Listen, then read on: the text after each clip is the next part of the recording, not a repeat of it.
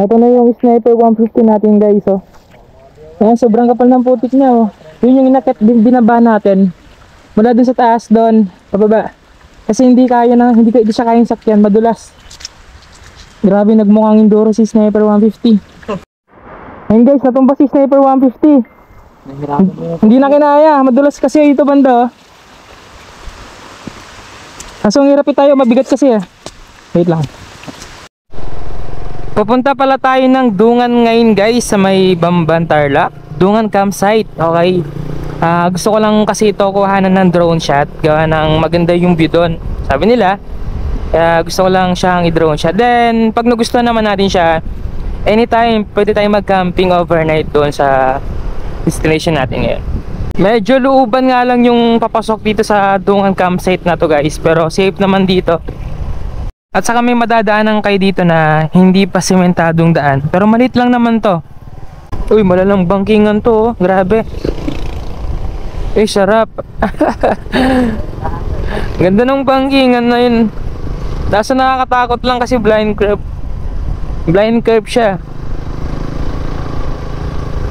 Hindi mo makikita yung kasalubong mong bumabangking. Grabe, meron palang natatagong gantong kaganda si Bamban. Solid.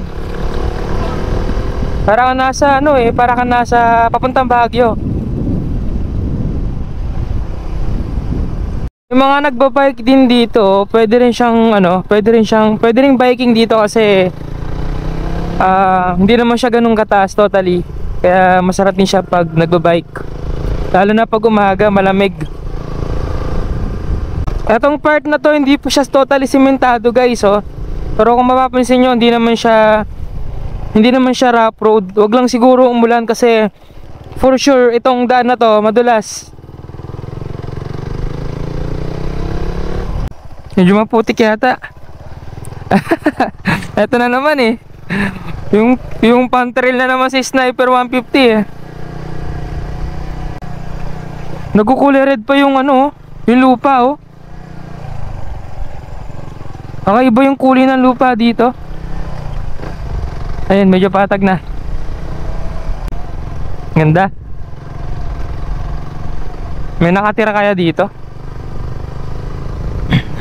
May tao. Ay, may mga ibon. May mga kalapati, oh. May caretaker. May caretaker siya. May nakatira.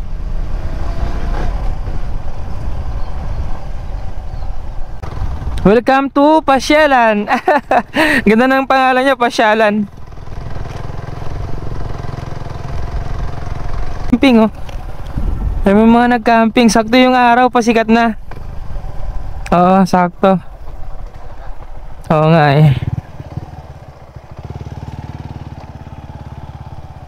Hindi kaya motor, pasok na natin. Pwede pala mag-camping dito. Ay, pwede campsite naman talaga to. Ito yung view guys, napakaganda, grabe.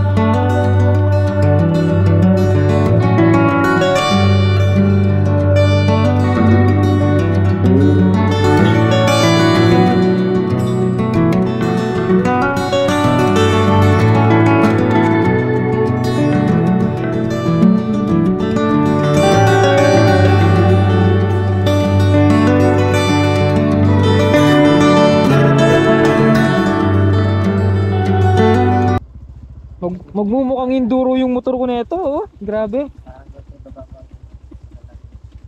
Primera lang tayo. Para naka-engine brake. Oo, di na makangat si Kuya. Tulungan natin daw. Tulungan natin. Putik dyan. Dito ka na lang. Yan, yan ka. 1, 2, 3. Yeah.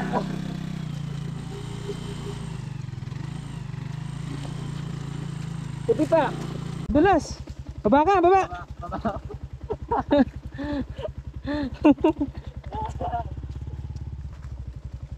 Hindi kaya. Ayun. Oh, buti nakaakyat dito yun, no? Yung tricycle. Eh. Ito na yung Sniper 150 natin, guys, oh. Ayan, sobrang kapal ng putik niya, oh. Yun yung inakyat din binaba natin. Mula dun sa taas doon, pababa. Kasi hindi siya kayang sakyan, madulas. Grabe, nagmukhang enduro si Sniper 150. Yan. Hanggang dun pa, guys, oh. Ang layo pa. Yan, sobrang dulas niya, no? Ayan, guys, nakababa na tayo. Galing dun sa taas. Ito yung tsura ni Sniper, oh. Parang hindi na motor. Ayan, yung sapatos ko, oh. Grabe. Ayan, oh. Ito yung view, guys.